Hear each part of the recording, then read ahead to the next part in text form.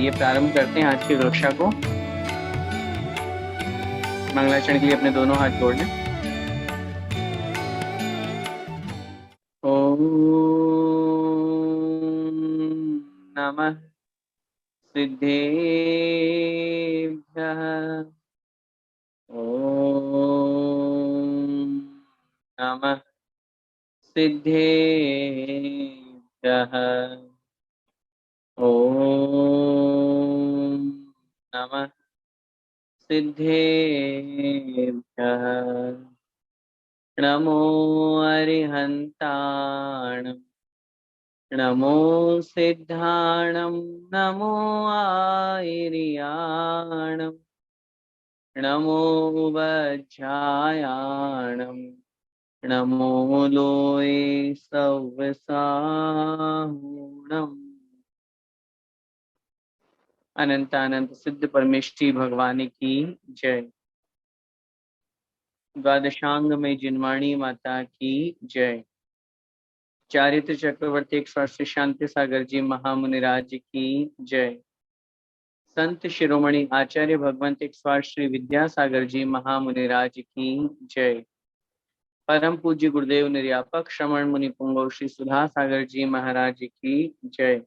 अढ़ाई द्वीपस्थ समस्त महामुनिराजों की जय।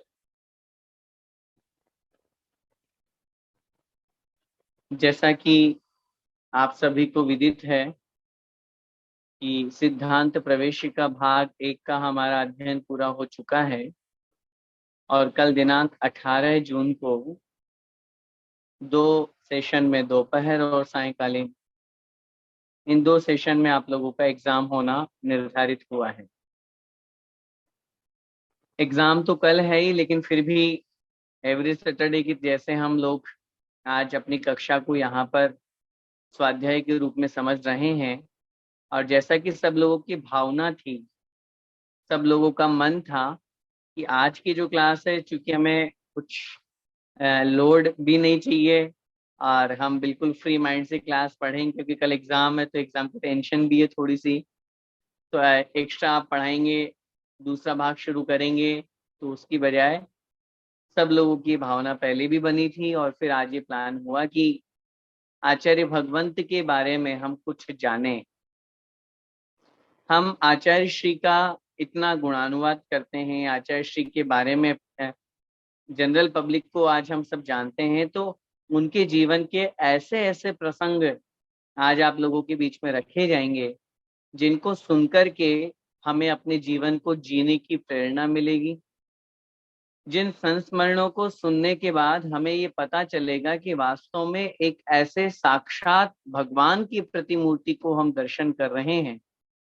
और मैं अपनी बात या आचार्य भगवंत के संस्मरण को प्रारंभ करना चाहता हूँ, उससे पूर्व एक बहुत छोटी सी बात आपको कहना चाहता हूँ। वो छोटी हो सकता है, छोटी लगे, लेकिन इतनी महत्वपूर्ण है कि मैं हमेशा कहता हूँ कि हमने भगवान महावीर स्वामी को नहीं देखा, हमने नहीं देखा आचार्य कुंद कुंद महाराज को, हमने नहीं देखा आचार्य उमा स्वामी को, हमने नहीं देखा कैसे थे वीरसेन स्वामी, कैसे थे हमारे विद्यानंद स्वामी, कैसे थे हमारे समंत भद्राचार्य पूज्यपाद स्वामी। हमें नहीं पता चारित्र चक्रवर्ती शांति सागर महाराज कैसे थे, क्योंकि हमने अपनी इन प्रत्यक्ष आंखों से उनको नहीं देखा। लेकिन मैं ये दावे के साथ में कह सकता हूँ कि हमने देखा है आचार्य श्री विद्यासागर महाराज को, और उनको देख करके हम ये अंदाजा लगा सकते हैं, उनको देख करके ये अनुमान लगा सकते हैं, उनको देख करके, उनके दर्शन करके, उनकी पूजन करके, उनकी भक्ति करके, उनकी तप साधना और तपस्या, इस संयम को देख करके, इस वैराग्य को देख करके हम ये जान सकते हैं और ये समझ सकते हैं कि कैसे थे भगवान महावीर स्वामी, कैसे थे आचार्य कुंद स्वामी, कैसे थे आचार्य भगवान वीरसेन स्वामी, जिनसेन स्वामी, जिनको हम सिर्फ कथा और पुराणों में जानते हैं, जिनको हम सिर्फ शास्त्रों के माध्यम से जानते हैं। उनको आज अगर साक्षात प्रतिमूर्ति के रूप में हमें देखना है तो वह है आचार्य भगवंत विद्यासागर महामुनिराज। हम सब जानते हैं गुरु की क्या परिभाषा होती है। सच्चे मुनि की, सच्चे गुरु की क्या डेफिनेशन होती है, क्या लक्षण होते हैं। आचार्य भगवंत समंत भद्र स्वामी महाराज ने सच्चे गुरु की परिभाषा लिखते हुए क्या कहा, उन्होंने बहुत स्पष्ट लिखा, निरारंभो परिग्रह, विषयाशा वशातीतो निरारंभो परिग्रह, ज्ञान ध्यान तपोरक्तस, तपस्वी स प्रशस्त। सच्चे गुरु किसे कहते हैं? आचार्य समंत भद्र स्वामी महाराज लिखते हैं, तीन बातों से रहित और तीन बातों से सहित होना चाहिए। जो पंचेंद्रिय विषय भोगों की आशाओं से, इच्छाओं के वश से वशीभूत नहीं है, उससे बहुत दूर है। जो आरंभ का मतलब होता है हिंसा, जो आरंभ कार्य हिंसा कार्यों से अत्यधिक दूर हैं और अपरिग्रह हैं, जिनके पास तिल तुष मात्र भी परिग्रह नहीं है, एक धागा मात्र भी परिग्रह नहीं है, तो तीन से रहित हो गए। कौन कौन से? पंचेंद्रिय की विषयों की इच्छा से दूर, आरंभ से दूर और परिग्रह से दूर। और तीन से सहित होते हैं ज्ञान ध्यान और तप में जो हमेशा लवलीन रहते हैं, ऐसे सच्चे गुरु हुआ करते हैं। गुरु की जो परिभाषा है, गुरु का जो स्वरूप है, वो आज हमें साक्षात आचार्य भगवंत में दिखाई देता है। धन्य है हम जो अपनी आंखों के माध्यम से ऐसे आचार्य भगवंत के दर्शन कर रहे हैं। मैंने पहले भी आपको किसी प्रसंग में कहा था, हमें हो सकता है कि मन में इस तरह का भाव प्रकट हो जाए, मन में विकल्प आ जाए, क्यों मैं पंचम काल में पैदा हुआ, चतुर्थ काल में पैदा हो जाता तो कम से कम हमें साक्षात भगवान तो मिलते। लेकिन कोई बात नहीं, जो चीज अब नहीं हो सकती है उसके ऊपर अपने को कोई दुख नहीं। हम सौभाग्यशाली हैं, परम सौभाग्यशाली हैं, अहो भाग्यशाली हैं कि हम पंचम काल में भी ऐसे काल में उत्पन्न हुए, ऐसे युग में उत्पन्न हुए जिस युग में आचार्य भगवंत हमें मिले। आज से अगर 100-200 साल पहले पैदा हो जाते तो कौन मिलता बताइए? चारित्र चक्रवर्ती शांति सागर महाराज जी की दीक्षा भी 1920 में हुई। 1920 में। अगर आज से 200 साल पैदा हो जाते तो वो भी नहीं मिलते। आज से 100 साल 200 साल बाद पैदा होते तो कौन मिलता, कौन मिलेगा? कोई भविष्य निर्धारण नहीं है क्या स्थिति होगी। लेकिन हम आचार्य भगवंत के युग में जन्म लिए हैं, ऐसे सच्चे साधक के समय में हमें जन्म लेने का सौभाग्य मिला है कि जिनके दर्शन पूजन भक्ति स्तुति वंदना तप साधना आहार दान सब कुछ हमें मिल रहा है। धन्य है हम, सौभाग्य है हमारा, पुण्य है हम लोग का।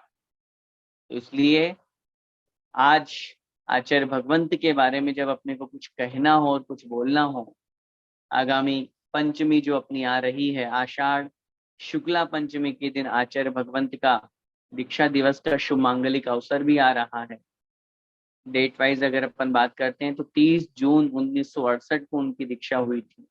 उस समय आषाढ़ शुक्ला पंचमी थी और ये आगामी 23 जून को आचार्य भगवंत का दीक्षा दिवस आ रहा है। और पूरा जीसीसी, मैं बड़ा अपने आप को गौरवान्वित महसूस करता हूँ, बड़ी खुशी मुझे होती है, हर्ष मुझे मन में होता है कि सब लोगों ने ऐसा भाव बनाया और सुबह से लेकर के रात तक 16 घंटे का अखंड नमोकार मंत्र का पाठ और जाप विश्व शांति हेतु आचार्य भगवंत के दीक्षा दिवस के शुभ उपलक्ष्य में किया।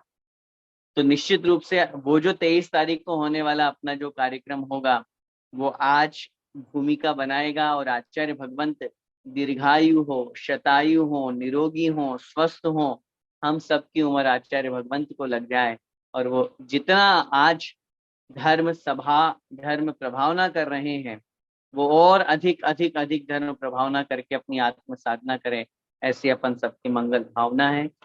प्रसंग के रूप में हम क्या कहें, क्या बोलें? आचार्य श्री के लिए तो इतने सारे प्रसंग हैं। आचार्य श्री तो स्वयं अपने जीवन के एक ऐसे उदाहरण है हम लोगों के सामने कि जिनको देखने के बाद में हर व्यक्ति का मन ऐसा करता है कि बस मैं उनको निहारता रहूं, उनको एक टक देखता रहूं। वो है ही ऐसी जादुई शक्ति जिसे अपन अपनी भाषा में ऑरा कहते हैं। वास्तव में हर व्यक्ति का अपना अपना एक आभा मंडल हुआ करता है। आचार्य भगवंत का भी एक ऐसा आभा मंडल है कि जो कोई उनकी उस आभा मंडल के उस एरिया में, अपन तो इतना दूर हैं तो भी उस आभा मंडल से इतने ज्यादा प्रभावित हैं कि यहाँ दूर दुबई में बैठे हैं, कतार में बैठे हैं, ओमान में बैठे हैं, ऑल जीसीसी, पूरे भारत लेवल सब लोग उनसे इतने प्रभावित। और इस बात को बहुत अच्छी तरह से आप एक बार ध्यान रखना कि आचार्य भगवंत से सिर्फ और सिर्फ दिगंबर समाज प्रभावित नहीं है, अपितु श्वेतांबर समाज, अपितु हिंदू समाज, अपितु यादव समाज, अपितु पूरा मुस्लिम समाज, बहुत से अदर कास्ट के लोग उनको अपना इष्ट मानते हैं, अपना गुरु मानते हैं। आप बुंदेलखंड में जाके देखिए, बुंदेलखंड में जितनी भगवान की दर्शन पूजन करने वाले लोग होते हैं, जितने तीर्थ हैं, वो जिस वजह से फेमस है उसके साथ में आचार्य भगवंत की वजह से भी फेमस है। आज अदर कास्ट वालों के घरों में हो सकता है रामचंद्र, हनुमान, शिव जी आदि की फोटो मिले, उन फोटोज के साथ में आचार्य श्री की फोटो भी मिलेगी, कुंडलपुर के बड़े बाबा की फोटो भी मिलेगी। ये दो बहुत फेमस है, बड़े बाबा छोटे बाबा। तो इसलिए एक बार उस प्रसंग की ओर मैं आपको लेकर के चलता हूँ। वैसे तो कुछ कुछ प्रसंग ऐसे भी हो सकते हैं जो आप लोगों ने सुने हों, लेकिन वही बात है कि जितना जितना अपन उनके प्रसंग सुनेंगे और पढ़ेंगे और अधिक पुण्य का वर्धन होगा, पाप की निर्जरा होगी और हम सबका मन जो है वो आनंद के साथ में झूमेगा। उस प्रसंग को याद कीजिए, अगर आप लोगों ने सुना हो कि जब प्रथम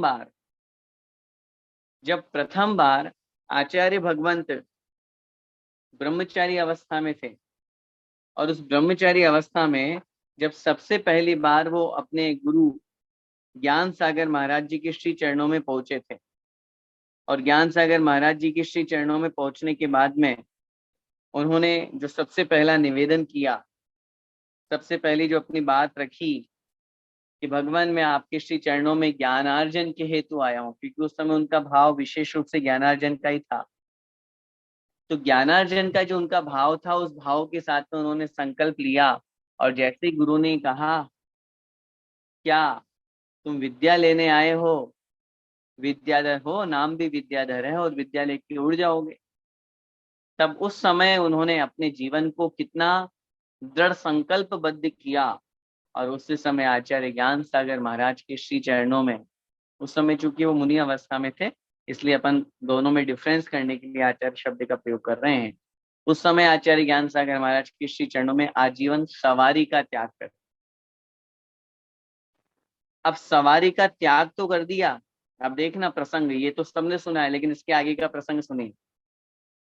सवारी का त्याग तो कर दिया, लेकिन अब जब वो उनके चरणों में रहने लगे, साधना उनकी शुरू हो गई, तो एक बार वो तांगे की सवारी में बैठ गए, किन्हीं के यहाँ भोजन आहार के लिए गए, और वापस लौटते समय श्रावक के निवेदन पर वो तांगे की सवारी में बैठ गए।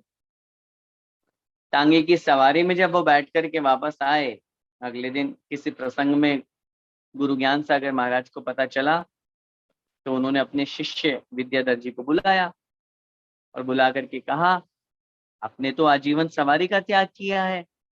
हाँ महाराज, बिल्कुल आपके चरणों में किया है। तो फिर तांगे की सवारी क्यों करके आए? तो वो ब्रह्मचारी विद्याधर जी बोले बहुत सहज सरलता में, महाराज मुझे नहीं पता था कि तांगे की सवारी भी सवारी होती है क्या, मैं तो सिर्फ मोटर गाड़ी, रेलगाड़ी इनको ही सवारी समझता था। अब आज से मैं सभी प्रकार की सवारी का त्याग।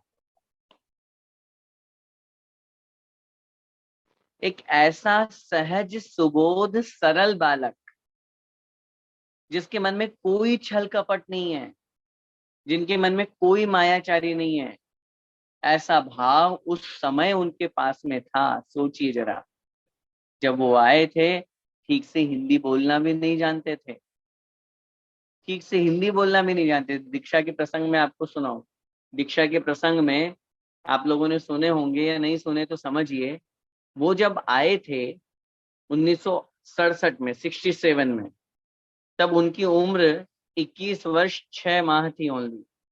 21 वर्ष 4 माह, 21 वर्ष 4 माह और फरवरी का समय था।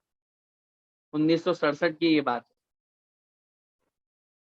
फरवरी 1967 में वो गुरु चरणों में आए। उम्र थी 21 वर्ष 4 माह। और आपको जानकारी है कि 1968 में, मतलब 68 जून में, 30 जून में उनकी दीक्षा हो गई। इट मीन्स लगभग ये जो टाइम पीरियड रहा 1 साल 4 महीने का रहा, मोटा मोटी अपन 1.5 साल मान के चलते हैं। 1-1.5 साल का जो टाइम पीरियड था, इस टाइम पीरियड में ब्रह्मचारी विद्याधर जी ने अपने गुरु ज्ञान सागर महाराज को इतना अधिक आश्वस्त किया, विश्वस्त किया, इतना प्रभावित किया कि 1 साल 4 माह में उनकी दीक्षा हो। सोचिए,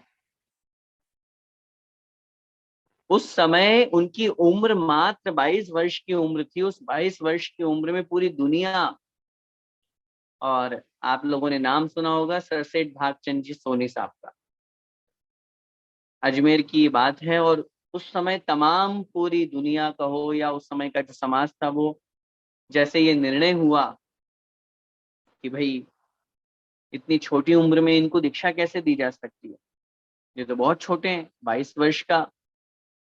और सर सेठ भागचंद जी जाकर के और आचार्य ज्ञान सागर महाराज जी से निवेदन करते हैं, महाराज आप तो समझदार हो, आप तो ज्ञानी विद्वान हो, इतने शास्त्रों के ज्ञाता हो, एक कन्नड़ भाषी है, दक्षिण से हमारे यहाँ आया है उत्तर भारत में, और यहाँ आकर के आप उनको दीक्षा दे रहे हैं। उम्र तो देखो, कच्ची उम्र है, गोरा चिट्टा लड़का है, कल को ना कुछ गलत हो जाएगा तो ज्ञान सागर महाराज बोलते हैं, मैंने इसकी अनेक प्रकार से परीक्षा ले ली है और मैं बिल्कुल आश्वस्त हूँ।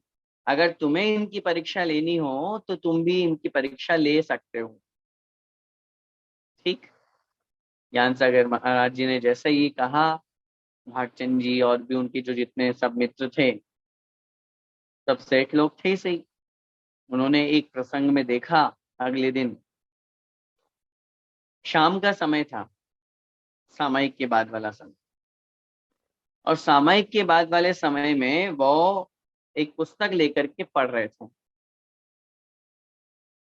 ब्रह्मचारी विद्याधर। और जब पुस्तक लेकर के पढ़ रहे थे तो उन्होंने अपने जो बाल थे वो रस्सी से बांध करके ऊपर कुंडी से लटका रखे थे, ऊपर हुक से, रस्सी से ऐसा कर रखा था। तो वो, उनको बड़ा आश्चर्य हुआ, बोले आप ऐसा क्यों कर रहे हैं? आपने अपने बालों को, क्योंकि बाल बड़े घने घने बाल थे, युवा थे, घने घने बाल, उनको सब बांध करके चोटी रूप में बना करके सबको इकट्ठा करके और रस्सी से बांध रखा था। तो उन्होंने पूछा आपने ऐसा क्यों कर रखा है महाराज? उस समय ब्रह्मचर्य अवस्था में थे। तो उन्होंने कहा कि मैं जब पढ़ता हूँ, चूंकि सुबह से लेकर के शाम तक, अभी मैं आपको शेड्यूल बताऊंगा कि सुबह से शाम तक किस प्रकार अध्ययन होता था उनके संग में ज्ञान सागर महाराज। मतलब शाम तक तो गुरुजी पढ़ाते हैं और फिर गुरुजी कहते हैं कि आज जो पढ़ा है उसको मैं कल सुनूंगा, तो मुझे याद भी करना होता है। और याद करने जब बैठता हूँ तो स्वाभाविक सी बात है कि मुझे थकान के कारण से नींद आती है। तो जैसे ही मुझे झपकी आती है, तो मैं जैसे ही झपकी आएगी तो मेरे बाल जब रस्सी से बंधे रहेंगे तो क्या होगा, खींचेंगे, और खींचते ही मुझे दर्द होगा, और दर्द होते ही मेरी आंख वापस खुल जाएगी और घंटे 2 घंटे के लिए मेरी नींद भाग जाएगी। मैं वापस सावधान हो जाऊंगा और मैं वापस अपनी पढ़ाई में लग जाऊँ। अध्ययन के प्रति ये जो उनकी तन्मयता थी, अध्ययन के प्रति जो उनकी लगन थी, सोचिए, गुरु ज्ञान सागर महाराज जी से आज्ञा लेकर के ब्रह्मचारी अवस्था में वो नग्न खड़े होकर के पूरी रात रात भर सामायिक किया करते थे, क्योंकि गुरु आज्ञा बहुत आवश्यक होती है। ब्रह्मचारी अवस्था में कपड़े नहीं उतार सकते थे। तो गुरु ज्ञान सागर महाराज जी से, अपने गुरु जी से आज्ञा लेकर के, और सामायिक काल में अनेक समयों में बिल्कुल नग्न होकर के, जैसे मुनि साधना, उस समय पिछी कमंडल तो होने का सवाल ही नहीं, लेकिन अभ्यास रूप। और ऐसा ही अभ्यास उनका दीक्षा से पूर्व हुआ, जब सारे सब लोगों ने उनको देख लिया, परख लिया, सब कुछ कर लिया। सर सेठ भागचंद जी हुकुम ने बहुत तरह की परीक्षा ली, आहार के समय का उनको देखा। आहार में जब वो, क्योंकि त्याग कर चुके थे गुरु चरणों में मीठे का, अगले दिन दीक्षा होनी थी। जब आहार हुआ तो आहार के समय जिनके यहाँ आहार हुआ, देखना ध्यान से, वो उनके धर्म के माता पिता बने दीक्षा के समय। और धर्म के माता पिता बनने पर, बनने का उनका भाव हुआ, संकल्प हो गया जो भी था। और पूरा आप लोगों को पता है कि पिछले 5 दिनों से पूरा वो चल रहा था। मैंने 30 जून को दीक्षा होनी थी, तो 26 जून से ही कार्यक्रम शुरू हो गए। तो 29 जून को जो उनका आहार हुआ वो उनके धर्म के माता पिता के यहाँ हुआ। और मीठे का उन्होंने पहले ही त्याग कर दिया था आजीवन। तो उन्होंने बड़े करुणा स्वर में निवेदन करते हुए कहा, महाराज कल तो आपकी दीक्षा हो जाएगी, क्योंकि गुरु आज्ञा से वो कर पात्र में आहार लेने लगे थे। गुरु आज्ञा से अभ्यास के रूप में कर पात्र में हाथ में आहार ले रहे थे। कल तो आपकी दीक्षा हो जाएगी, फिर तो आप मुनि महाराज बन जाएंगे। फिर तो हमारा भी कोई वश नहीं चलेगा। आज तो आप हमारे बेटे हैं, धर्म के माता पिता बने हैं, आज तो हमारे हाथ से मुंह मीठा कर लीजिए।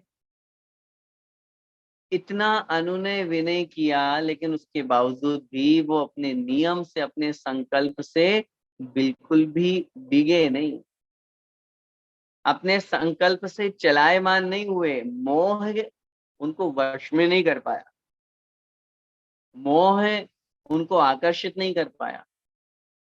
और वो उस प्रसंग में दृढ़ निश्चयी कहलाए और बिल्कुल नहीं, मना करते रहे अंजुलि बंद करके मुस्कुराते हुए, नहीं त्याग है तो त्याग है, चाहे आप हमारे धर्म के माता पिता हो, चाहे असली माता पिता हो।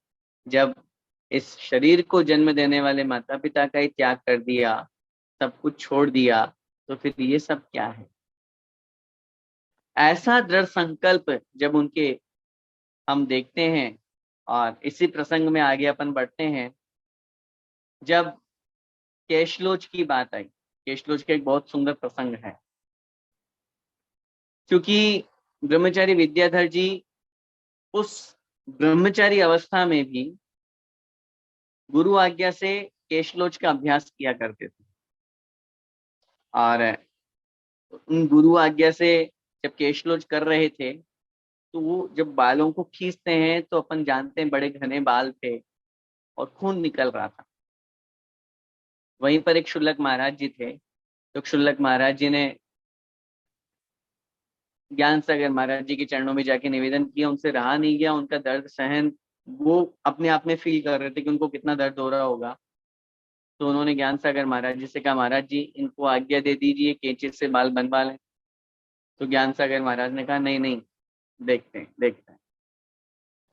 थोड़ी देर बाद फिर जब और केशल चल रहा था और उखाड़े तो और खून निकल रहा था, तो उन्होंने फिर बोला ज्ञान सागर महाराज जी को, महाराज जी कुछ तो दया करो, अभी तो मुनि बने ही नहीं है।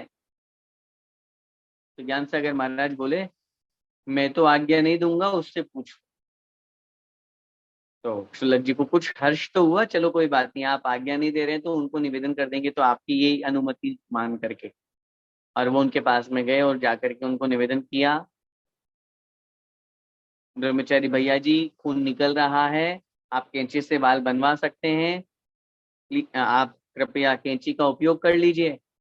तो उन्होंने हल्का सा, बहुत जैसे होता है ना कि दिखावटी वाला गुस्सा या थोड़ी आंखें दिखाते हुए ओम ऐसा करके उनको चुप कर दिया। मतलब जैसे ही उन्होंने ये कहा तो ज्ञान सागर महाराज जी का चेहरा मुस्कुरा गया और वो उन शुल्लक जी को बोलते हैं, देखा मैंने कहा था ना।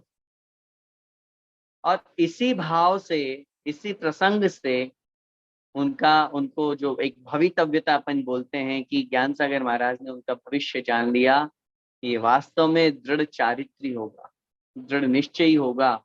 और आज भी 2023 चल रहा है, 55 वर्ष पूर्ण होने जा रहे हैं, 56 वर्ष दीक्षा के हो रहे हैं। और आज भी आचार्य भगवंत हर 2 माह में अपना केशलोच करते हैं। आचार्यों ने केशलोच के उत्कृष्ट, मध्यम और जघन्य ये 3 रूप बताए हैं। उत्कृष्ट केशलोच हर 2 माह में एक बार, मध्यम केशलोच 3 माह में एक बार, और जघन्य केशलोच 4 माह में एक बार। इट मीन्स 4 माह में एक बार तो करना ही करना पड़ेगा, ये तो नियम। लेकिन आचार्य भगवंत मध्यम और जघन्य चर्या का पालन क्यों करेंगे? वो तो शुरू से ही शूरवीर हैं, महान योद्धा हैं, धर्म के योद्धा हैं। तो हमेशा से उन्होंने उत्कृष्ट का पालन किया और आज इस उम्र में भी वो उत्कृष्ट केशलोच का पालन करते हैं, उत्कृष्ट साधना करते हैं। केशलोच की बात आई तो मैं मध्य का एक प्रसंग आप लोगों को बताना चाहता हूँ। पूज्य मुनि श्री दुर्लभ सागर महाराज जी ने प्रसंग बताया था, और बात उस समय की है जब आचार्य भगवंत राम टेक में थे। तो जब दुर्लभ सागर महाराज जी और बड़ा संघ था, 39-40 साधु महाराज सब साथ में थे।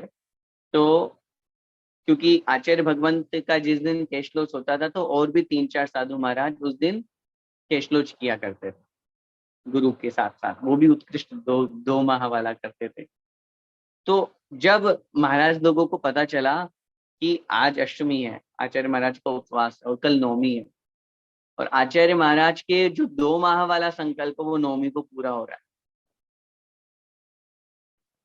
2 माह वाला जो संकल्प है, 2 माह में केशलोच करने वाला, वो नवमी को पूरा हो रहा है। और आचार्य महाराज का अष्टमी का उपवास हो गया, और जिस दिन केशलोच होता है उस दिन भी उपवास होता है। और आचार्य महाराज की हालत अगर देखो तो उनको फीवर आया हुआ है, बुखार 103-104 डिग्री है।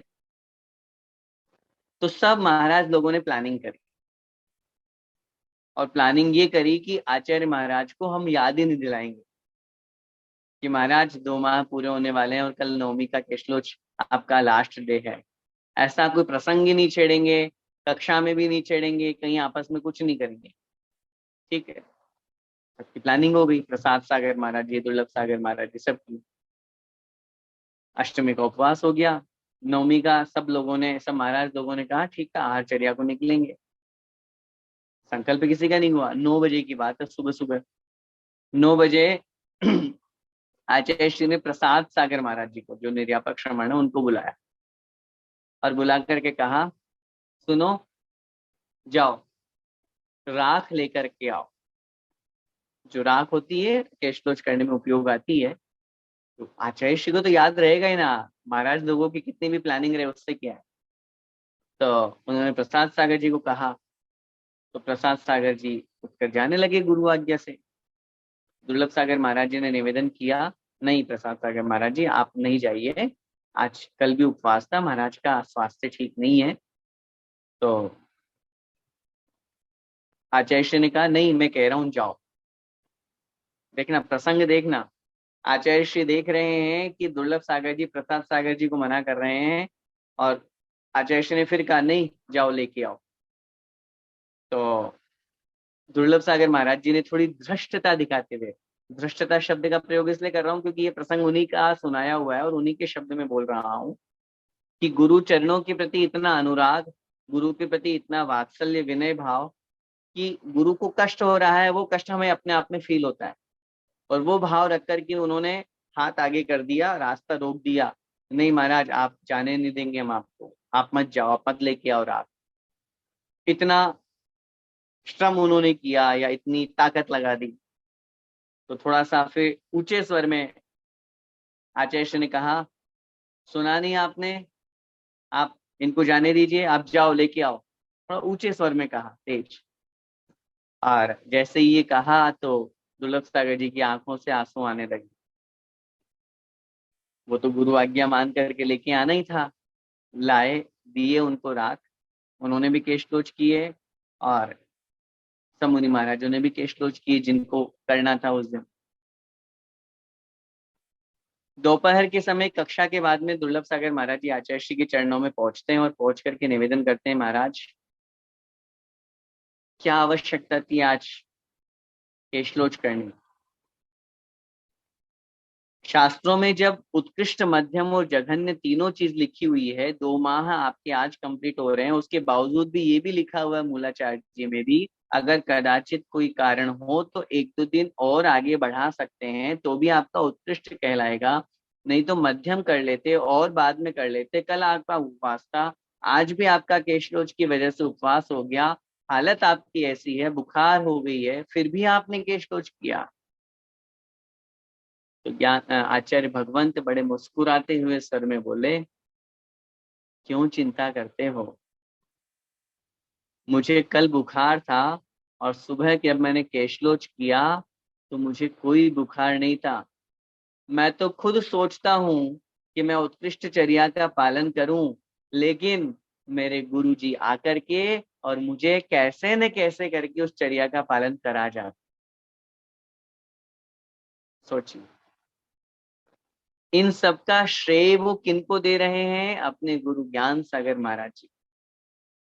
ऐसे गुरु के चरणों में आज भी मैंने उनका प्रवचन सुना, आज तक इस उम्र में भी गुरुजी ऐसा कहते थे, गुरुजी ऐसा कहते थे, गुरुजी ने ये सिखाया, ये पढ़ाया, ये सब प्रसंग आज भी आचार्य भगवंत कहते।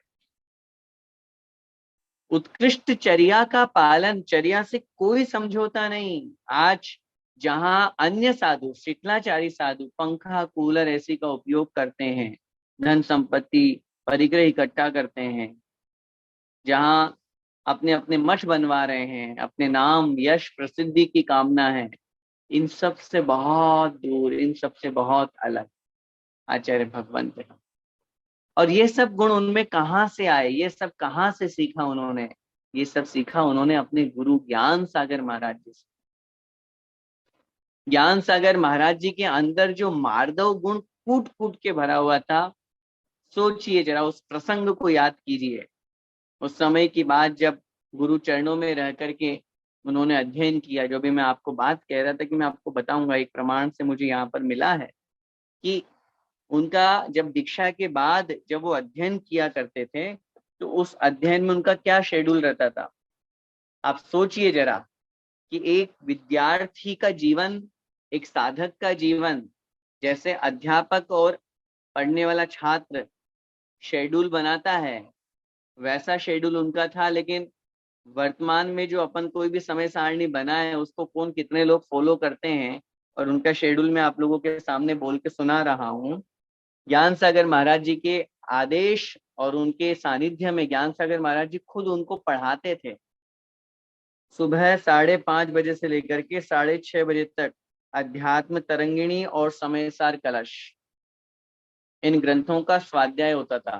और आप ये मत समझिएगा कि सुबह 5:30 बजे से 6:30 तो महाराज 5:25 में उठते होंगे और तुरंत चले जाते होंगे। वे नहाना धोना तो है ही नहीं, है अपने जैसे, है जैसे मंदिर जाना होता है या क्लास में कहीं जाना हो, नहीं।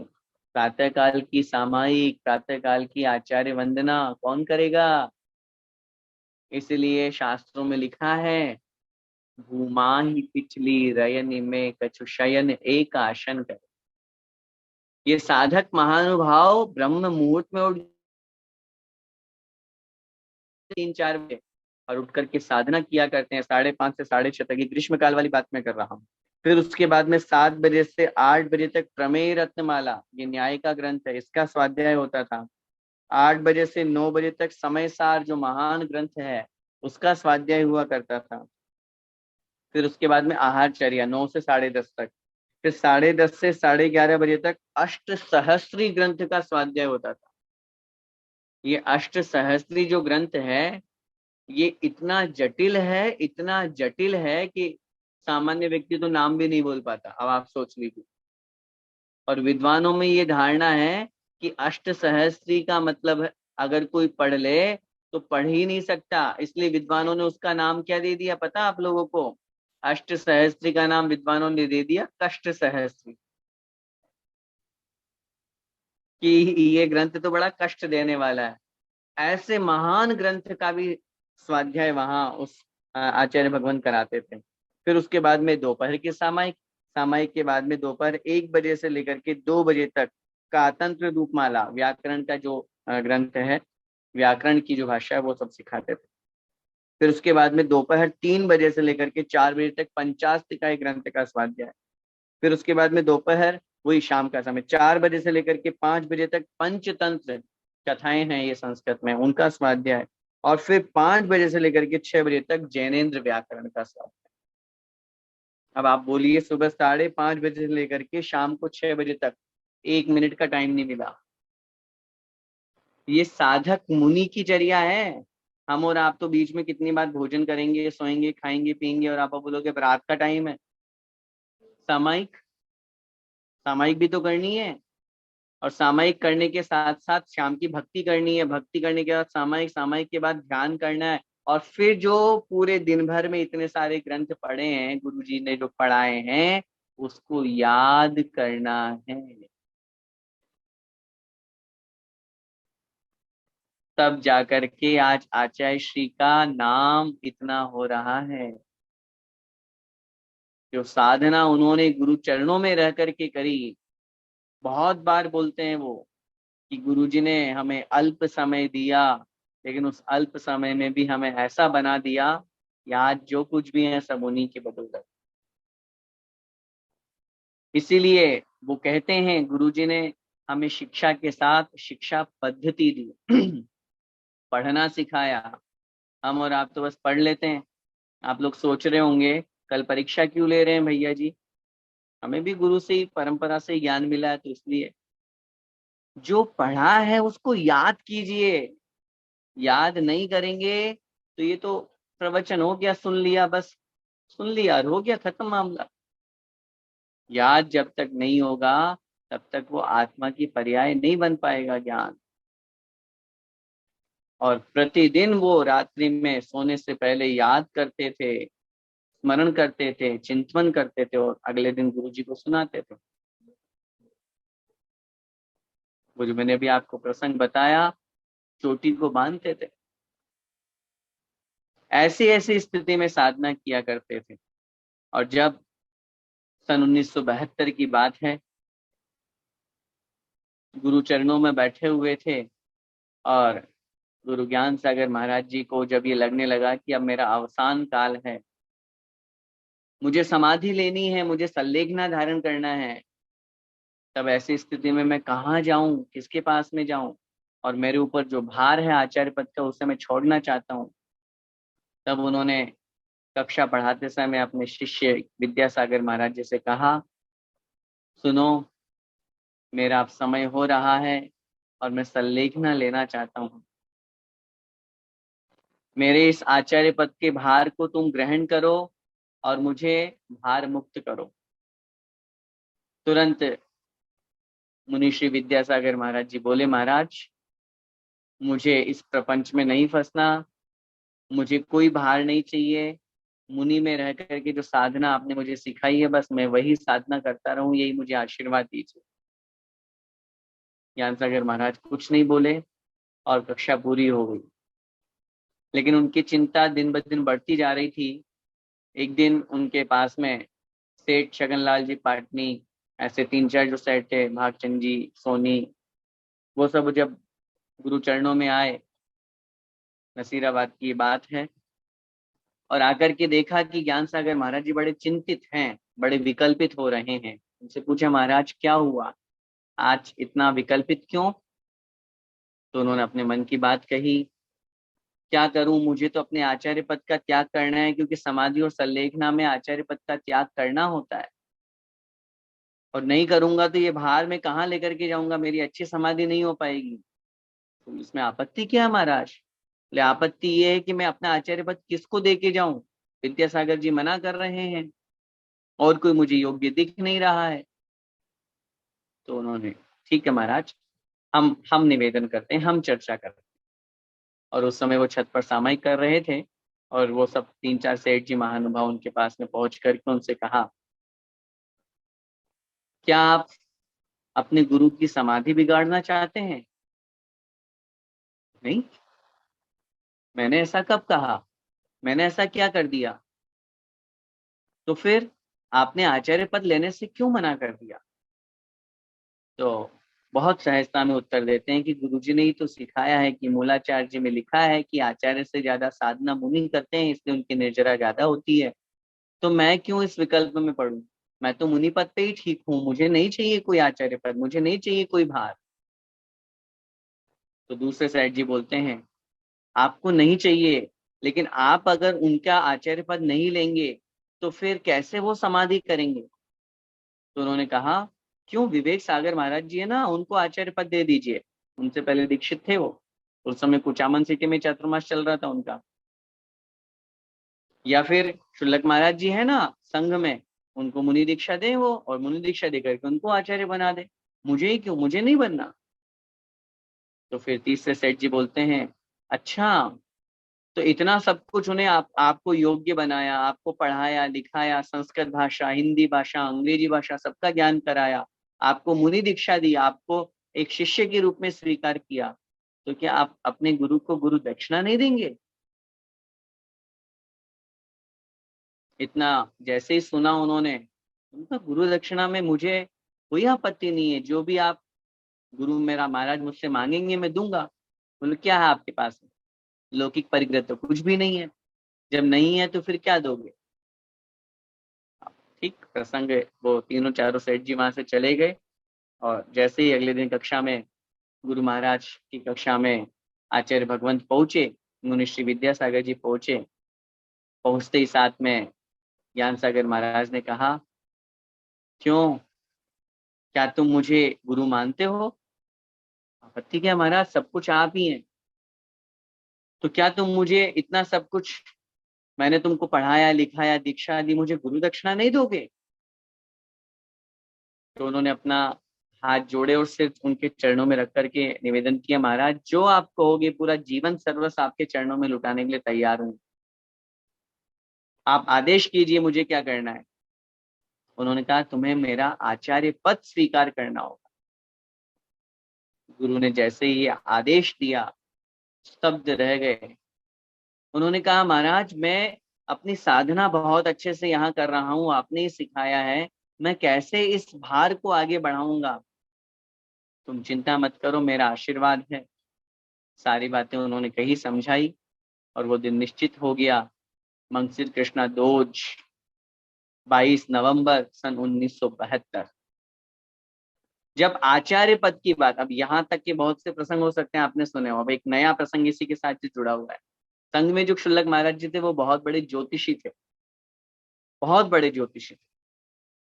और उन्होंने ज्ञान सागर आचार्य भगवंत ने कहा, बताओ अपने पंचांग में से आचार्य पद का कोई अच्छा मुहूर्त निकाल के बताओ, अच्छा दिन बताओ।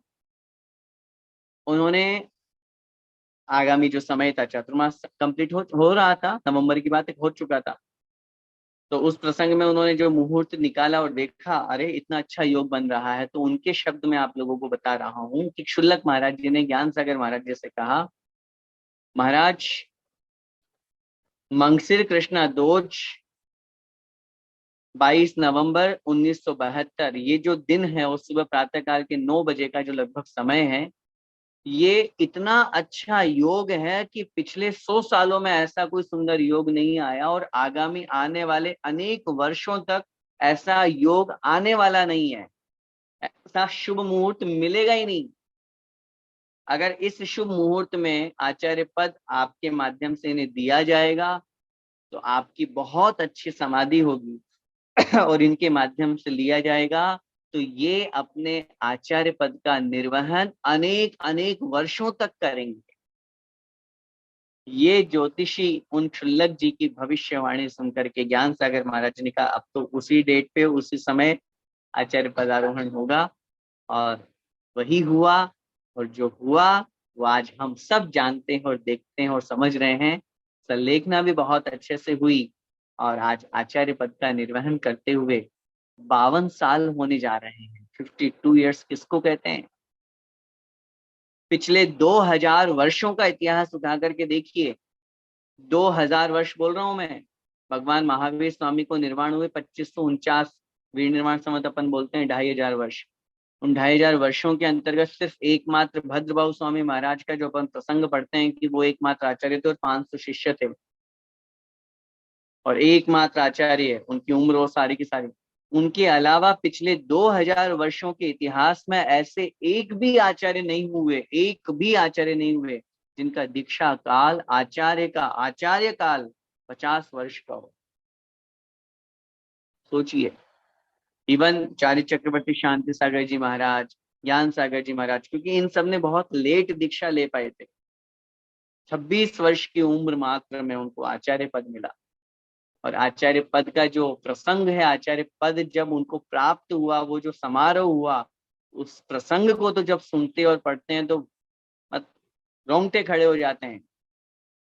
जब दिन निश्चित हुआ इस प्रसंग में आचार्य पदारोहण होना है, और उस आचार्य पदारोहण में ज्ञान सागर महाराज जी सिंहासन पर बैठे हुए हैं, आचार्य आसन पर, और मुनि आसन पर बैठे हुए हैं पूज्य मुनिश्री विद्यासागर महाराज। आचार्य ज्ञान सागर महाराज संबोधन करते हैं, कार्यक्रम चल रहा है, और फिर उसके बाद में उन्होंने आगे की तरफ एक पाटे पर उनको बुला करके उनके ऊपर आचार्य पद के संस्कार कर, एक गुरु अपने शिष्य को आचार्य बना रहे हैं, सब लोग आंसू निकल रहे हैं। देखो कितना ऐसा अवसर, ऐसा प्रसंग, जो लोग धन्य हैं जिन्होंने अपनी आंखों से ये दृश्य देखे होंगे। अपन तो सुनकर के इतने रोमांचित हो जाते हैं। आचार्य ज्ञान सागर महाराज उनके ऊपर संस्कार कर रहे हैं, आचार्य उनको बना रहे हैं, और संस्कार आगम के अनुसार पूरे संस्कार करके और आचार्य बन गए। और आचार्य बनते ही साथ में उनको, जैसे ही वो आचार्य बने, तुरंत उन्होंने अपने आचार्य पद का त्याग किया। लेकिन सहज और सरलता देखिए, जैसे बालक में हुआ करती है। जैसे आचार्य बने तो उठ करके आचार्य विद्यासागर महाराज, आचार्य वापस अपने मुनि आसन पर जाकर के बैठ गए, बैठने लगे। और ज्ञान सागर महाराज जी चूंकि संस्कार करके वहीं से निवृत्त हुए थे, वो भी बैठने ही वाले थे। तो जैसे ही आचार्य ज्ञान सागर, अब आचार्य नहीं रहे, अब मुनि ज्ञान सागर जी, तो मुनि ज्ञान सागर जी ने देखा आचार्य विद्यासागर महाराज अपने मुनि आसन पर बैठ रहे हैं और आचार्य का जो आसन है वो रिक्त है, खाली पड़ा हुआ है। तो उन्होंने कहा, क्यों विद्यासागर जी, आचार्य पद प्राप्त करने के बाद में भी क्या आचार्य का आसन रिक्त रहेगा? अब आपका वो स्थान नहीं, आपका ये स्थान है। और ऐसा जैसे ही उन्होंने सुना, तो तुरंत गुरु आज्ञा से उन्होंने उस आचार्य आसन पर, मतलब ऊंचे आसन पर वो बैठे। और देखिए ज्ञान सागर महाराज की मृदुता और सरलता, विनय गुण, और खुद जाकर के उनके उस मुनि आसन पर जाकर के बैठ गए।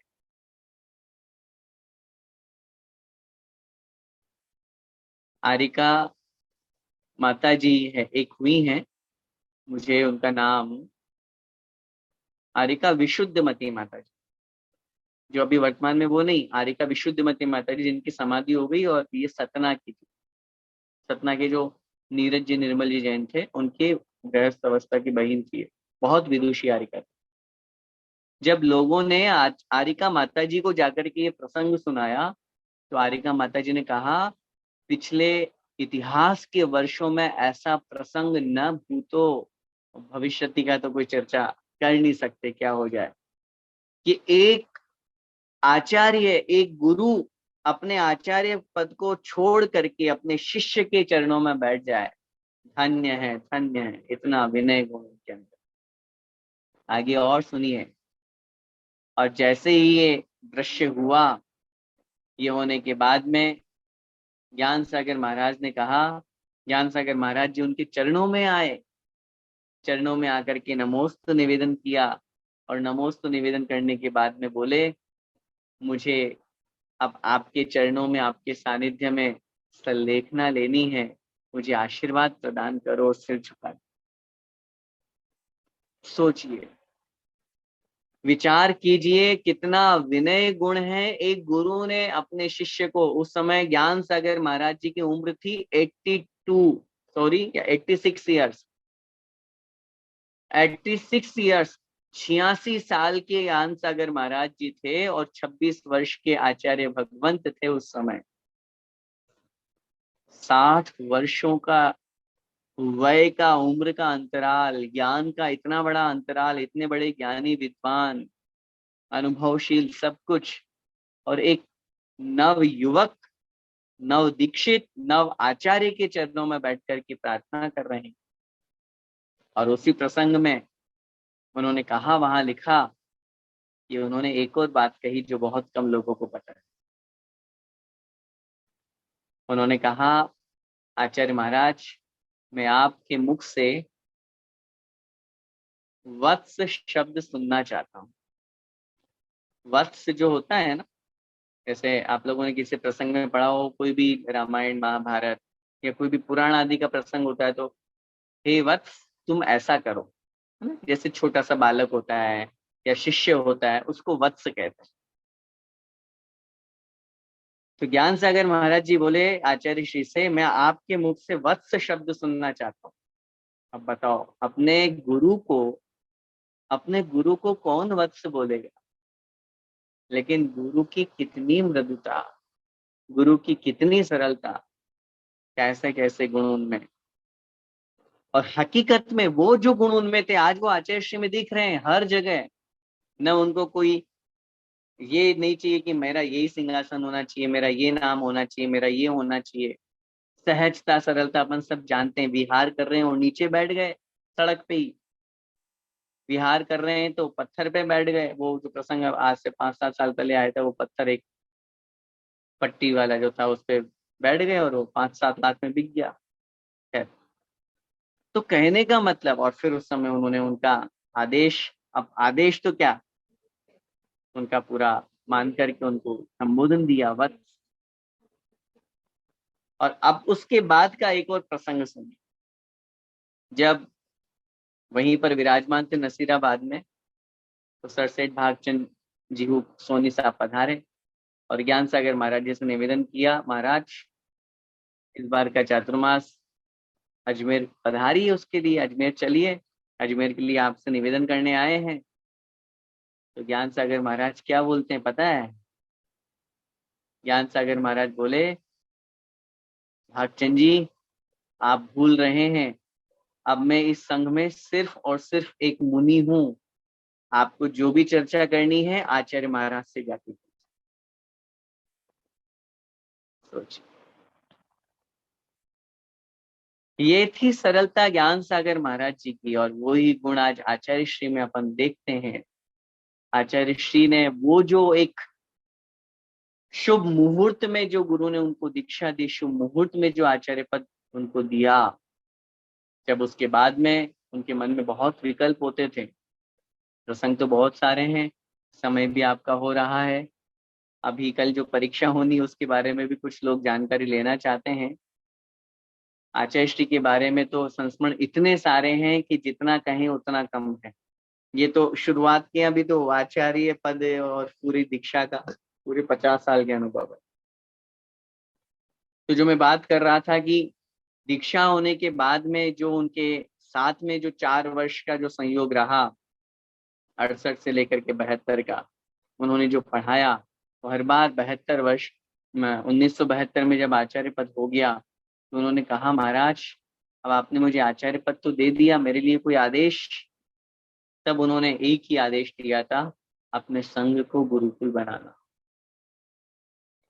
जब उन्होंने कहा कि मैं कैसे साधना करूंगा, कहाँ जाऊंगा, तो उन्होंने बुंदेलखंड का इशारा किया था। बुंदेलखंड जाना, वहां संघ को गुरुकुल बनाना। तो इसलिए वो सब गुरु के जो उनके संस्मरण है, गुरु का जो आदेश है, एक एक शब्द को, एक एक बात को उन्होंने स्वीकार किया। और सबसे पहले, अब सोचिए 1968 में दीक्षा हुई, 72 में आचार्य पद मिला, 72 के एंड में समाधि हो गई थी, 73 में शायद आचार्य ज्ञान सागर महाराज, 72 में, 73 में, 73 में समाधि हुई थी। और फिर जब वो अलग हुए 1975 में, सन 1975 में फिरोजाबाद में उनका चातुर्मास था। और गुरु से जो उन्होंने ज्ञान लिया, जो साधना ली, जो संयम लिया, पूरे 4 महीने तक, पूरे 4 महीने तक उन्होंने 6 रसों का त्याग करके आहार लिया। सोचिए जरा, 1975, सिर्फ 29 वर्ष की उम्र थी उस समय उनकी।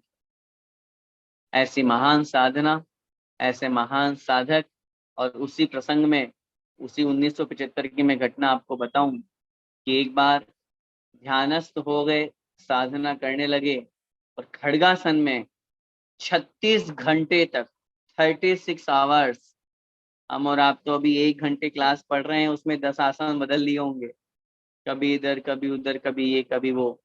36 घंटे तक वहां उस चातुर्मास में वो खड़गासन में खड़े रह करके ध्यान किए, साधना की।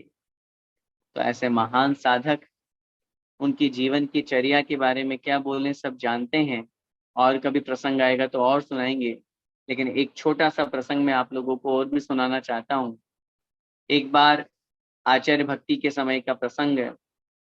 आचार्य भक्ति हो रही थी, और उस दिन आचार्य महाराज कुछ विशेष मुस्कुरा रहे थे। अन्य दिनों की अपेक्षा मन ही मन मुस्कुरा रहे थे, थोड़ी सी मुस्कान चेहरे पर आ रही थी भक्ति करते करते। तो भक्ति के बाद मुनिश्री दुर्लभ सागर महाराज जी ने पूछा, महाराज आज भक्ति में बड़ा आनंद आ रहा था, आचार्य श्री जी क्या विचार कर रहे थे, क्या चिंतन चल रहा था? तो आचार्य श्री जी कहते हैं, मैं जब सिद्ध भगवान की भक्ति कर रहा था, सिद्धों को नमोस्तु कर रहा था, तो वहां आया, अतीतानागत वर्तमान कालत्य सिद्धाणम। अतीत, अनागत और वर्तमान तीनों कालों के जो सिद्ध हैं उनको मैं वंदामि नमस्सामि। तो मैं आप सब लोगों को देख करके ये सोच रहा था कि मैं आने वाले भविष्य में आप लोग भी सिद्ध होंगे, तो मैं आपको इसीलिए नमोस्तु कर रहा हूं। सोचिए, धन्य है ऐसे गुरु जो अपने शिष्य में भी सिद्धत्व की परिकल्पना कर रहे हैं। धन्य है, महान है। भेड़ाघाट जबलपुर की एक बहुत अच्छी संस्मरण मुझे इसी से जुड़ा हुआ याद आ गया। आचार्य श्री जी, भेड़ाघाट आप लोगों ने देखा होगा, वहां पे वाटरफॉल है। तो उस दिन उनका भाव बना कि मैं यहीं पे चट्टान पर बैठ करके और सामायिक करूं। और आचार्य श्री जी ने उस दिन की सामायिक आंख बंद करके नहीं, आंख खोल करके की। आंख खोल करके सामायिक कर रहे थे, तो पास में बैठे हुए महाराज उनको देख रहे, आज आचार्य श्री आंख खोल के सामायिक कर रहे।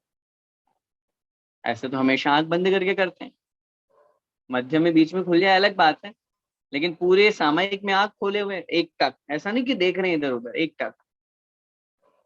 तो सामायिक पूरी होने के बाद में उन्होंने निवेदन किया, महाराज आज ऐसा क्या क्या चिंतन चल रहा था, आज सामायिक में आपने क्या सोचा, आप आंख खोल करके सामायिक कर रहे थे? तो आचार्य श्री ने कहा, मैं आंख खोल करके इस जल को देख रहा था, और इस जल में रहने वाले जीवों के बारे में मैं चिंतन कर रहा था, सोच रहा था, इन जीवों में भी ऐसे अनेक जीव होंगे, अधिकांश जीव होंगे जिनमें भव्यत्व शक्ति मौजूद है, और भव्यत्व है तो नियम से ये मोक्ष जाएंगे, रत्नत्रय को धारण करके सिद्धत्व को प्राप्त करेंगे।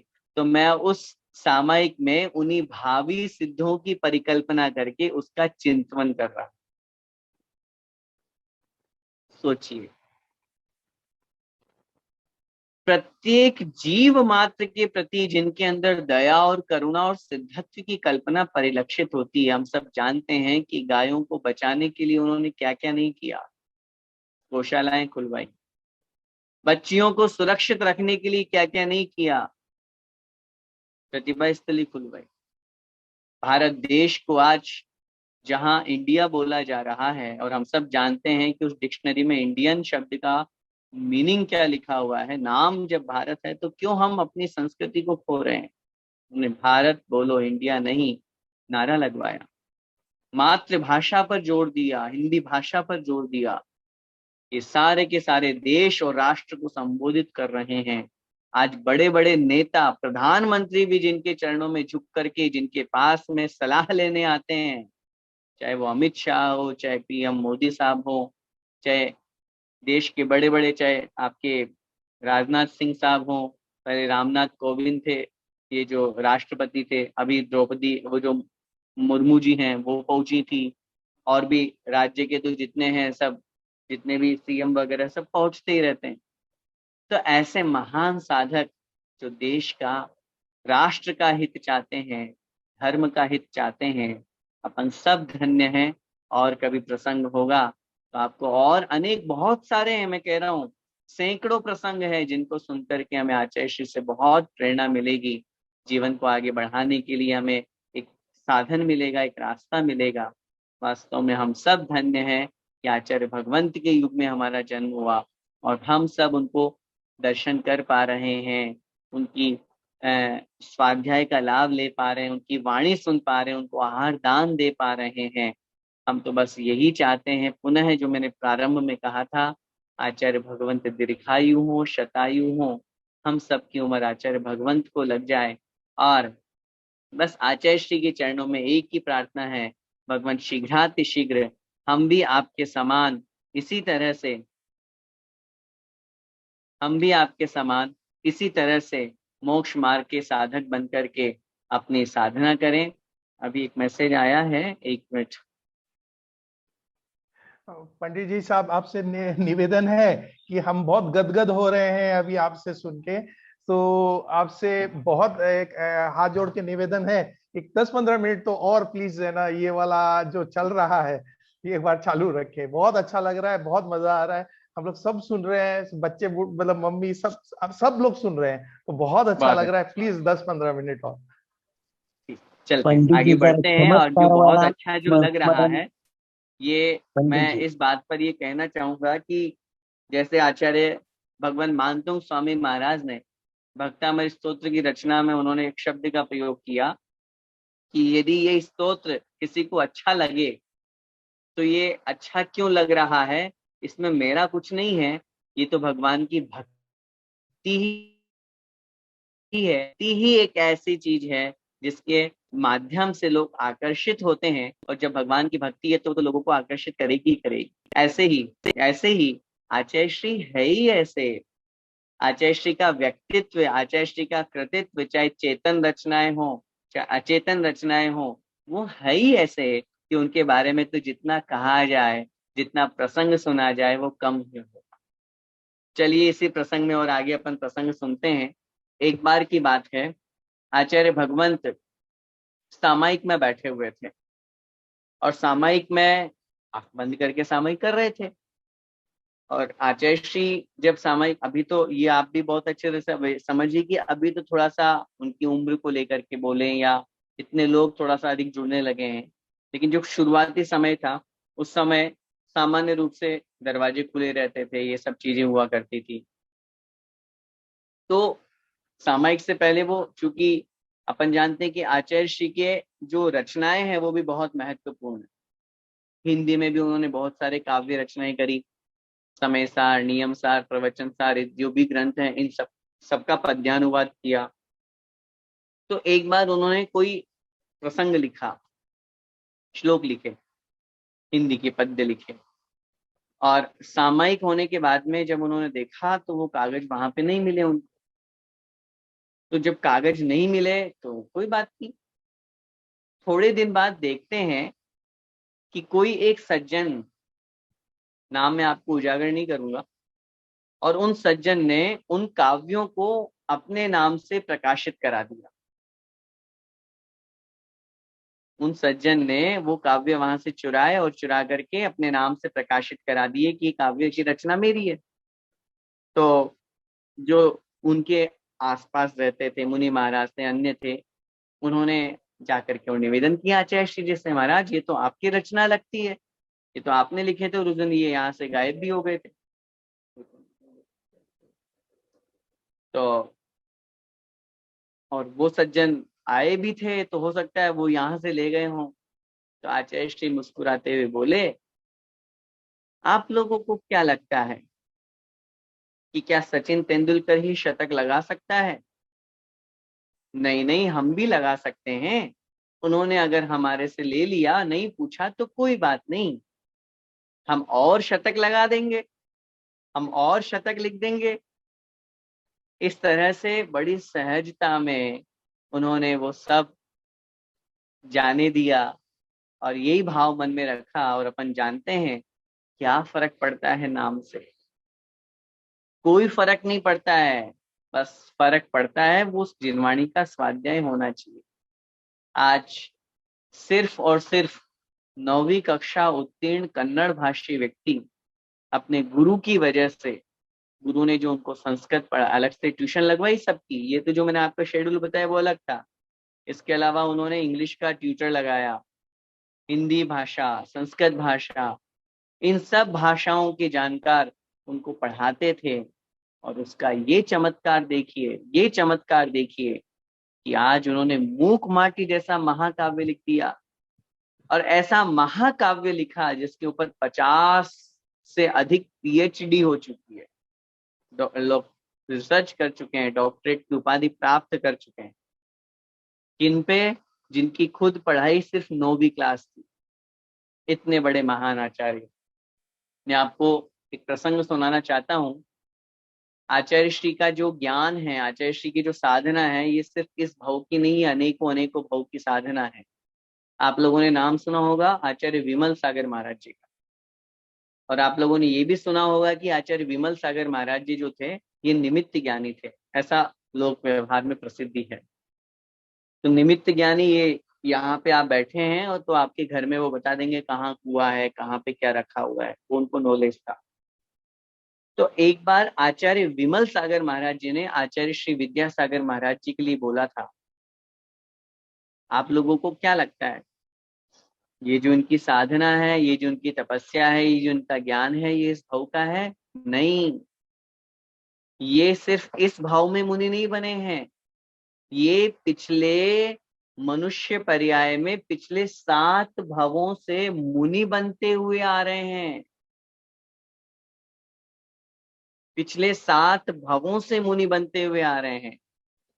ये इनकी बहुत उत्कृष्ट साधना आज जो अपने को दिखाई दे रही है, बिल्कुल सीमित चर्या, बिल्कुल आगम के अनुसार आगमनिष्ठ चर्या, ये कहाँ से उनको प्राप्त हुई? ये पूर्व के संस्कार। इसलिए ऐसा नहीं समझिएगा कि इस भाव का यही खत्म हो जाएगा, नहीं। इस भाव में जो हमने कमाया है, इस भाव में जो धर्म किया, जो साधना की, जो ज्ञान लिया, अर्जन किया, मैंने कहता हूं ना मैं, वो ज्ञान हमारी आत्मा की पर्याय बनता है और अगले अगले भाव में साथ साथ जाता है।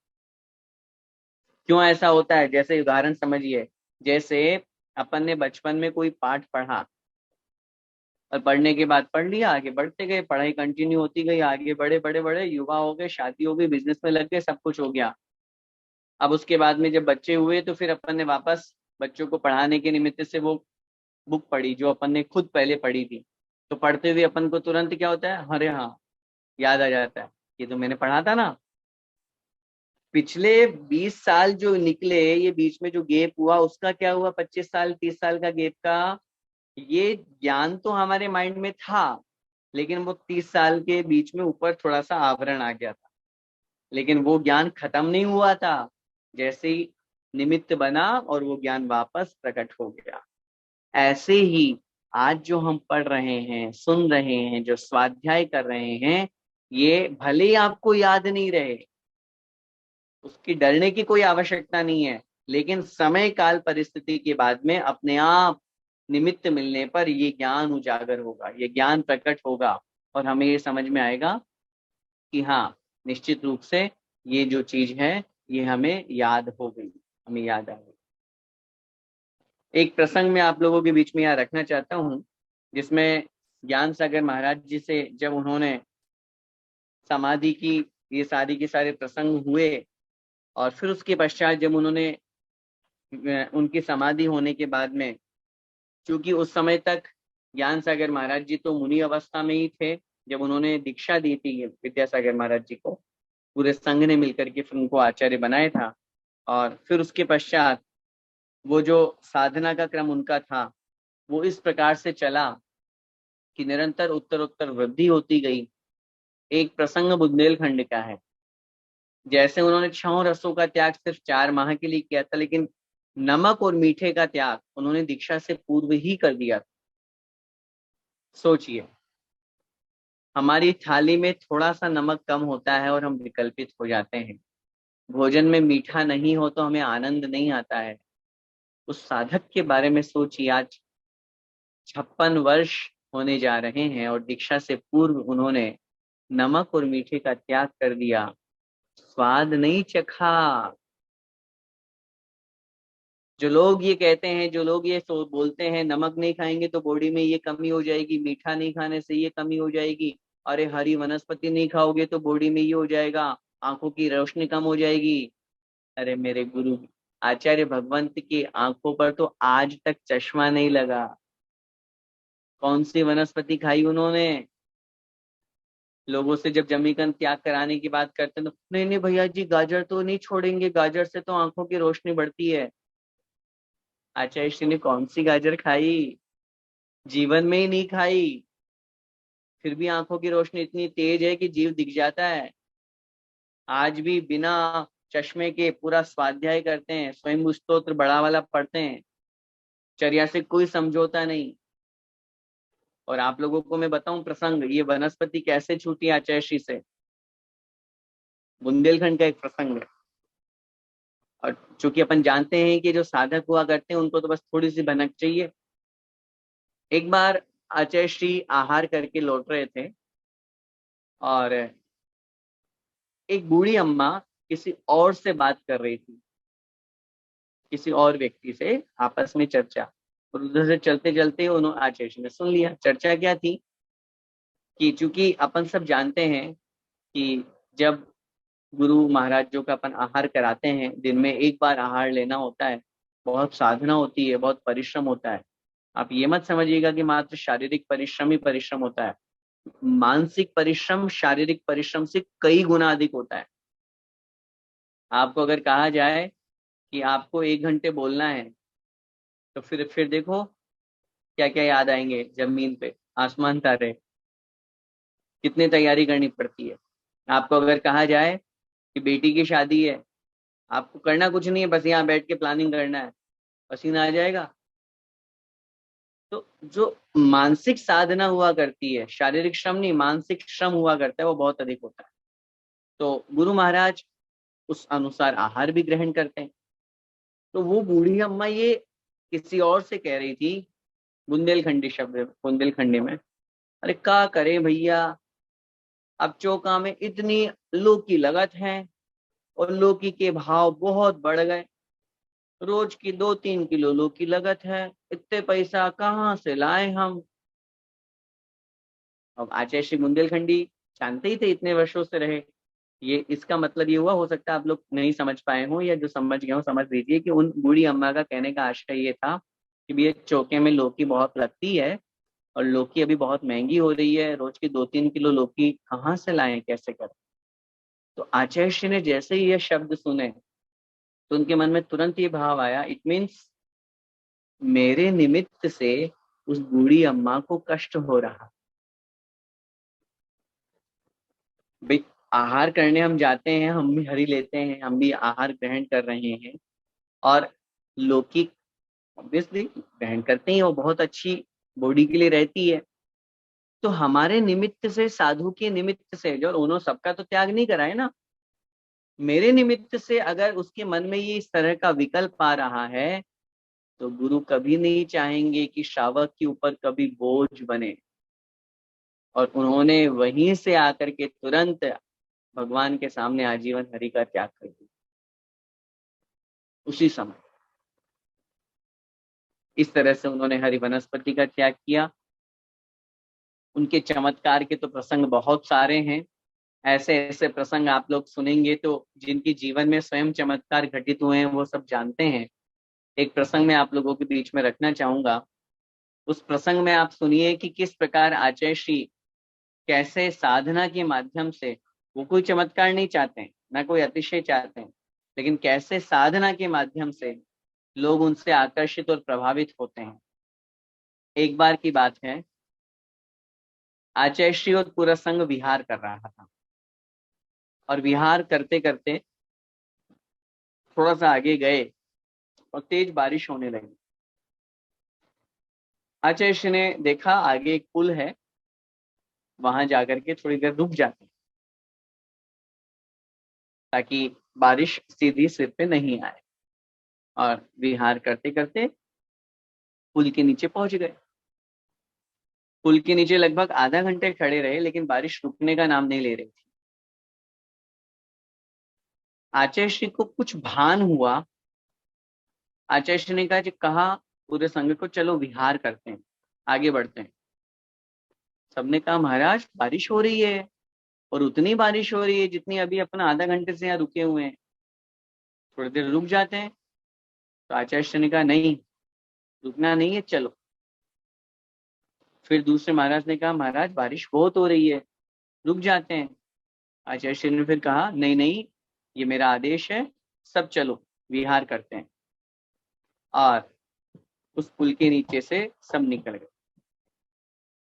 आप लोगों को सुनकर के आश्चर्य होगा, जैसे ही आचार्य महाराज और पूरा संघ पुल के नीचे से निकले, लगभग लगभग 200-300 मीटर ही चले होंगे कि वो पूरा का पूरा पुल नीचे गिर गया, पुल ढह गया। सब महाराज सोचने लगे, अरे आज तो हमारी जिंदगी, हमारी साधना जो बची है वो आचार्य महाराज की वजह से बची। अब हम कैसे नहीं कहें कि आचार्य महाराज इतने महान युग पुरुष हैं, जिनको ये भान हो गया कि यहाँ कोई अनहोनी घटना घट सकती है, मुझे जितना जल्दी हो सकता है यहाँ से निकलना चाहिए और पूरे संघ को निकालना है। तुरंत ऐसे महान साधक, उनकी तपस्या और साधना की क्या चमत्कार की बात कहें। कुंडलपुर के बड़े बाबा हम सब जानते हैं। जिस प्रतिमा का जीर्णोद्धार आज से हजारों वर्ष पहले हुआ, प्रतिमा का क्या, मंदिर का, जिस प्रतिमा के ऊपर यूं समझ लीजिए कि बहुत बड़ी ये ऐसी स्थिति थी कि अगर अब भूकंप आ गया, अर्थक्वेक आ गया, तो मंदिर तो जाएगा ही जाएगा, भगवान की प्रतिमा भी नष्ट हो सकती है, बहुत बड़ी हानि हो सकती है। वो प्रसंग उस समय सन 2006 का खूब खूब विरोध हुआ। जिन लोगों ने सुना होगा, देखा होगा, उस समय ऐसे ऐसे बड़े बड़े विद्वान, बड़े बड़े मुनिराज सब उनका विरोध कर रहे हैं, क्यों उन्होंने मंदिर तोड़वाया। भगवान को इस तरह से पूरा एक फलक में भगवान थे, बड़े बाबा और दोनों तरफ पार्श्वनाथ भगवान, और उनको अलग करवाया था। उस समय वहां से वो सब कुछ निकला था, नाग नागिन की जोड़े निकले सब, वो जो वहां सेवक वो रक्षक थे। उस प्रसंग को मैं आपको स्मरण दिलाना चाहता हूँ कि उस भगवान की प्रतिमा को क्रेन के माध्यम से उठा करके और बड़े मंदिर में विराजमान करना था, नए मंदिर। बहुत कोशिश हो रही थी, बहुत कोशिश हो रही थी, बड़ी से बड़ी क्रेन मंगवाई गई, लेकिन भगवान उठ नहीं रहे थे, भगवान की प्रतिमा हिल नहीं रही थी। तब उस समय बहुत जोर किया, सरदार जी थे जो वो क्रेन को चला रहे थे, और उम्र थी उनकी मुश्किल से 30-32 साल की, शायद मेरे ख्याल से उससे भी कम ही होगी, 25-26 साल का नवयुवक होंगे। और वो कहते हैं कि मैं बहुत कोशिश कर रहा हूँ, मुझे समझ नहीं आ रहा है कि मैं इसको उठा क्यों नहीं पा रहा हूँ, मैंने इससे बड़े बड़े पत्थर उठाए हैं। सबको बोल रहा है वो, आचार्य महाराज सामने बैठे हुए हैं, संघ आगे पीछे सब बराबर है, सब देख रहे हैं कि आज बड़े बाबा और विहार करके और नए मंदिर में जाएंगे। वो बहुत कोशिश कर रहा है, पसीना हो गया, लथपथ हो गया, समझ नहीं आ रहा क्या हो रहा है। आचार्य श्री ने इशारा किया, उसे बुलाओ। आया, आकर के उसने प्रणाम किया। आचार्य श्री ने पूछा, क्यों मांसाहार करते हो? राज, हम लोग तो यही खाते हैं, इसके बिना हमारा काम ही नहीं चलता। फिर तो शराब भी पीते होंगे? महाराज वो भी पीते हैं। आचार्य श्री ने कहा, जब तक तुम शराब और मांसाहार का त्याग नहीं करोगे, ये प्रतिमा नहीं हिलेगी। ये आचार्य श्री ने कहा उसे, और वो भी जानता था भाई अगर मुझे प्रतिमा विराजमान नहीं करूंगा तो ना पैसा मिलेगा, सब बर्बाद जाएगा, नाम खराब होगा, सब कुछ होगा। उसने 2 मिनट सोचा। सोचने के बाद में लोगों ने उसको थोड़ा कहा, गुरु महाराज तुझे आगे होके कह रहे हैं ये बहुत बड़ा सौभाग्य है, और तू जिनको भगवान को उठा रहा है तेरा जीवन धन्य हो जाएगा। तेरे न जाने कितनी पीढ़ियों तक तुम्हारे बच्चे तुम्हें सब दुआएं देंगे, सब कुछ करेंगे। मतलब उसको खूब और थोड़ा सा मोटिवेट किया। तुरंत उसके मन में ये भाव आया, मुझे गुरु चरणों में इस गलत चीजों का त्याग करना है। और उसने उसी समय आचार्य भगवंत के चरणों में निवेदन किया, भगवान मैं आपके सामने आजीवन मांसाहार का और शराब का त्याग कर। आचार्य श्री ने आशीर्वाद दिया, और जैसे ही आशीर्वाद दिया और क्रेन पर जाकर के वो बैठा, उसने वहां से आचार्य श्री को फिर से नमोस्तु किया। आचार्य श्री ने फिर से मुस्कुरा के आशीर्वाद दिया, और जैसे ही क्रेन चलाई और भगवान एक ही बार में उठ गए, और उठ करके ऐसे फूल के जैसे नए मंदिर में जाकर के विराजमान। अब आप इसे अतिशय नहीं कहेंगे तो क्या कहेंगे? जो प्रतिमा हिलने का नाम नहीं ले रही थी, त्याग तपस्या और साधना से, और जब बड़े बाबा उठे और नए मंदिर में विराजमान हुए, तो आचार्य श्री की आंखों से आंसू निकल रहे थे। जैसे जीवन का कोई सपना हो और जब वो साकार रूप ले रहा हो तो कैसा लगता है। आचार्य श्री का सपना था कुंडलपुर। उन्होंने अपने पूरे जीवन की साधना वहां के लिए लगाई, सिर्फ कुंडलपुर बड़े बाबा की रक्षा के लिए, सुरक्षा के लिए, उस प्रतिमा को हजारों हजारों वर्षों तक जीवित रखने के लिए। और आप सब इस बात को भी बहुत अच्छी तरह से गवाह हैं कि सन 2022 में लास्ट ईयर जो पंच कल्याणक हुआ, उसमें आचार्य श्री की क्या हालत थी। सन 2006 से लेकर के 22 तक इन 15-16 वर्षों ने आचार्य श्री को सोने नहीं दिया। आचार्य श्री की साधना निरंतर और बढ़ती रही, और तब जाकर के इतने बड़े बड़े महान अद्भुत कार्य हो पाते हैं। हम और आप तो छोटे से काम में ही छोटा सा घर बनाते हैं, उसमें कितने चिंतित हो जाते हैं। आज ऐसे ऊंचे पहाड़ के ऊपर इतने बड़े बड़े शिलाएं, इतने बड़े बड़ा विशाल जिन मंदिर, और जाकर के देखते हैं तो ऐसा लगता है जैसे किसी अकृत्रिम चैत्यालय में आ गए हों। शास्त्रों में जैसा पढ़ते हैं अकृत्रिम चैत्यालय का वर्णन, ऐसा इतनी दूर से ही वहां जो वो सहस्त्रकूट बना हुआ, वहां से बड़े बाबा बिल्कुल स्पष्ट नजर आ रहे हैं। जहां पहले 4 लोग खड़े होकर के दर्शन नहीं कर पाते थे, आज वहां 4,000 लोग एक साथ बैठ करके, 40,000 लोग एक साथ खड़े होकर के भगवान के दर्शन कर सकते। किसका परिणाम है? साधना का परिणाम। आचार्य श्री की त्याग तपस्या की साधना के क्या चमत्कार कहें आपको। एक बार जब वो विहार कर रहे थे, और ये प्रसंग आदरणीय बड़े पंडित जी ने सुनाया था, क्योंकि बड़े पंडित जी को जिसने सुनाया वो था एक ऑटो वाला। प्रसंग ये था कि आचार्य श्री विहार कर रहे थे, और विहार करते करते देखा पुल, जो नीचे वाले पुल होते हैं उसके ऊपर नदी आ गई, उफान पे थी नदी। और नदी उफान पे तो विहार कैसे करें, क्योंकि बुंदेलखंड की स्थिति अपन समझते हैं कि वहां नदी नाले बहुत ज्यादा हैं और विहार करते हैं सब चीजें। हर मुनि महाराज ये चाहेंगे कि हम शॉर्टकट जाएं, क्यों मेन हाईवे से जाएं, सारी चीजें। तो नदी उफान कर रही थी। तो ये प्रसंग इसलिए मैं आपको सुना रहा हूँ कि जब लोगों के बीच में आया, तो बड़े पंडित जी आदरणीय बेनाना साहब जब आचार्य श्री के पास में जा रहे थे, दस लक्षण में जाते थे और साथ, तो जिस रेलवे स्टेशन से वो ऑटो में बैठे, तो ऑटो वाले ने बहुत बड़ी फोटो लगा रखी थी आचार्य श्री। तो बड़े पंडित जी मिजाजी नेचर के थे, शांति से तो बैठते ही नहीं थे, हमेशा प्रसंग चलता ही रहता था उनका। तो उन्होंने पूछा, भाई क्यों भाई, ये तुमने कैसे लगा रखे हैं? अरे ये तो हमारे भगवान है, ये तो बहुत बड़े चमत्कारी बाबा है। बोले कैसे चमत्कारी बाबा? बोले अभी वो कुछ दिन पहले हुआ था ना कि नदी आई थी और फिर वो नदी अपने आप नीचे हो गई। तो तुम्हें कैसे पता? बोले मैं सुनाता हूँ आपको कैसे। तो उसने खुद सुनाया, ऑटो वाले ने क्या सुनाया, कि मैं खुद वहां था और आचार्य महाराज और पूरा संघ वहां पर था, लोग भी थे साथ साथ। और नदी उफान पर थी। आधा एक घंटा हो गया इंतजार करते करते।